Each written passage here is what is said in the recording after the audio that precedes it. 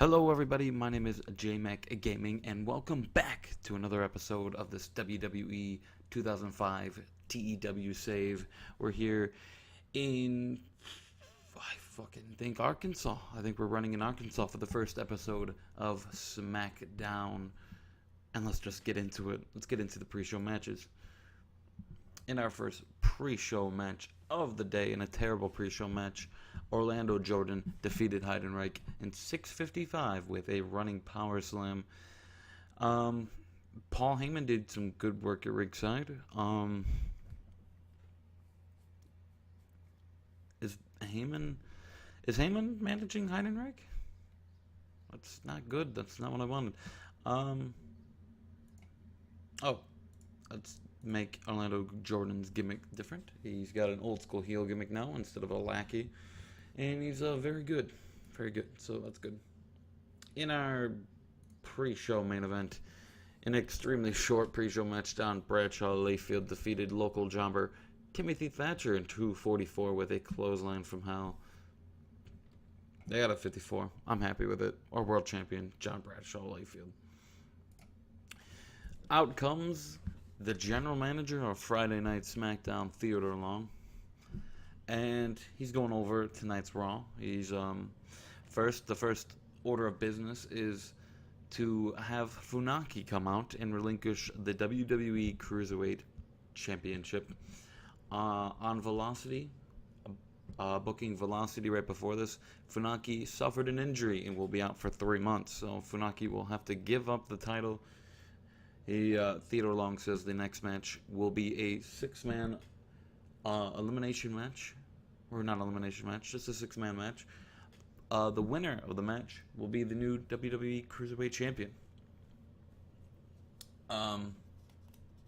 As well as the main event tonight will be a 15-man battle royal to determine the number one contender for John Bradshaw Layfield's World Heavyweight Championship at the Royal Rumble, which is coming up in 4 weeks. So let's just move on to the next match. That is that Cruiserweight title match. And about to head Subpar Wrestling in Little Heat, Paul London defeated Billy Kidman, Chavo Guerrero, Jimmy Yang, Scotty 2 Hotty, and Spike Dudley in 9:34 when Paul London defeated Yang with a shooting star press. Paul London wins the Cruiserweight title. A couple of match notes. Billy Kidman not suited to his gimmick. And Scotty 2 Hotty sustained a Delhi belly. The worst injury of them all. Oh, thank you, Gerald Briscoe. Thank you, buddy. And after the match, Paul London celebrates in the ring with his newly won title. Marks his, second Cruiserweight Championship title reign. Let's move on. Rey Mysterio and Rob Van Dam are shown backstage in their locker room watching this next match because it is a number one contender tag team match when the Dudleys take on the Basham brothers in about that decent wrestling. But Little Heat, the Dudley boys defeated the Basham brothers in 11:26 when Bubba Ray Dudley defeated Doug Basham by pinfall with the 3D. Bubba Ray seemed off his game, but still got an 84. Devon with an 81. So there we go. 68. In our next match, we had Eddie Guerrero taking on Dave Finlay, just because I thought this would be a cool match to see in 2005. And a decent match. Eddie Guerrero defeated Dave Finlay in 7:37 with a frog splash. 70. What more can you ask for out of this first week mid-card match? We move on to the Raw Women's Champion, Lita, coming to SmackDown for one night. And she takes on Tori Wilson in a bout that had a decent reaction from the crowd, but terrible wrestling.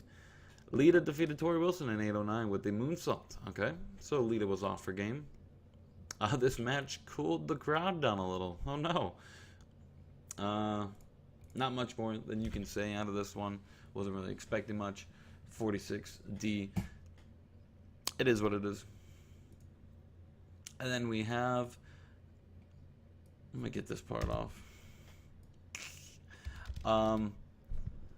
Not a backstage, just a vignette hyping up The Undertaker.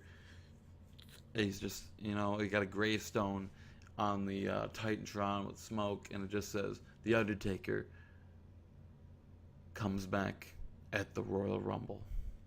And that's all it says. I think I had to throw someone in there just for storyline purposes,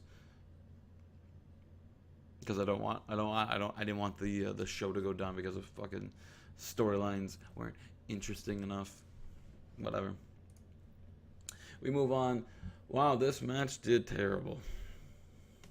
And about that had a decent reaction from the crowd, but subpar wrestling. Booker T defeated Hardcore Holly in 11:52 with the bookend. These two guys just did not click, it seems like, and it showed in their performances. Booker T, I have big plans for in the future, and Hardcore Holly, I've always been a big fan of him, so putting these guys together made sense, and boy was I wrong. A 56C minus. That's not good. Not good at all. But then Booker T, he gets the mic and he calls out John Cena, the United States champion, and Booker T challenges him. He wants the title. So at the Royal Rumble, it will be Booker T and John Cena for the United States Championship.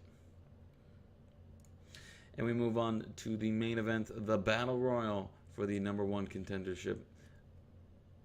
And in a decent match featuring Big Show, Booker T, Bubba Ray Dudley, Charlie Haas, Devon Dudley, Eddie Guerrero, Hardcore Holly, John Cena, Kurt Angle, Luther Reigns, Mark Jindrak, the Cruiserweight Champion Paul London, Rey Mysterio, Rob Van Dam, and I guess The Undertaker.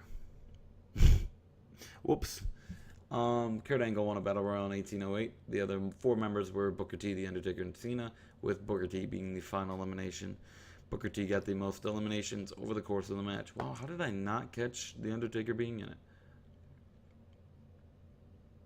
Whoops. Oh, well, not much I can do about it now. We're going to continue with the storyline that The Undertaker is not returning until the Royal Rumble. Haas and Reigns are not suited through the gimmicks. Okay, alright. Oh, it soon became pretty clear that my #1 contender, Kurt Angle, was wasted on drugs. Oh, thanks. Rob Van Dam, my tag team champion, high on drugs. Whew, Smackdown is turning into WCW 98. Oh my Jesus. And then in the match to end it, Kurt Angle and John Bradshaw Layfield have a stare down. Layfield raises up the title, and Angle raises up his gold medal to signify that he's also a champion in his own right. And that is it. I guess he was... I wonder what it was... Man. That is disappointing. Kurt Angle, man. I thought you were better. Only a 74 B minus. You know, better than Raw, rating wise. The show lost us. It still lost us popularity in 18 regions, which is not good. But hey, it's week 1. It can only go up, hopefully, from here. Yeah, you know, the worst match of the night. Orlando Jordan gets that honor by beating Heidenreich. Good for you, buddy. That was okay, well, guys. That was episode 3 of this series, the first SmackDown of the year. Leave a like if you liked it. Leave a like if you didn't like it, because I like the like button. Give me all the likes in the world, all of them. I want all the likes. Hit that subscribe button if you haven't, and again, appreciate all the support you guys have given me for this series. We've gotten 100 views on both of these videos, the episode 1 and 2, in under 24 hours, which is by far a new record for me.